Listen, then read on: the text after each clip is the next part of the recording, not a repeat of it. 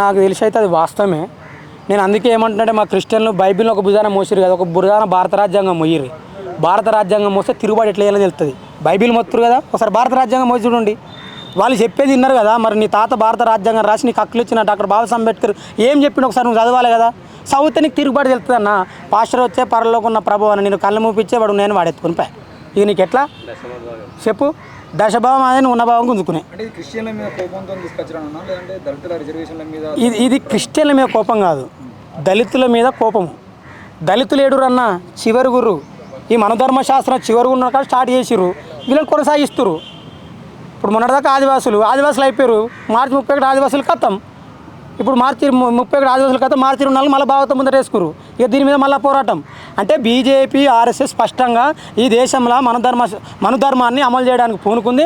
అందులో భాగంగానే ఆదివాసులు అయిపోయారు, దళితుల మీద పడ్డారు. నెక్స్ట్ బీసీలు. ఇక మరి బీసీలకు కూడా ఇప్పుడు చెప్పాలి. ఇప్పుడు మీరు ముందుకు రాలనుకో మాకు జరిగిన అన్యాయమే మీకు జరుగుతుంది. అప్పుడు మీ గురించి ఎవడు మాట్లాడాలి? మళ్ళీ మేమే మాట్లాడాలి. అందుకే మనం అందరం కలిసి కూర్చొని మాట్లాడుకుందాం. ఇప్పుడు ఈ క్రిస్టియన్ల మీద రౌండ్ టేబుల్ పెడతాం.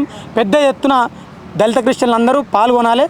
పాల్గొని భవిష్యత్ కార్యాచరణ కూడా ప్రకటిస్తే బాగుంటుందని మేము తెలియజేస్తున్నాం.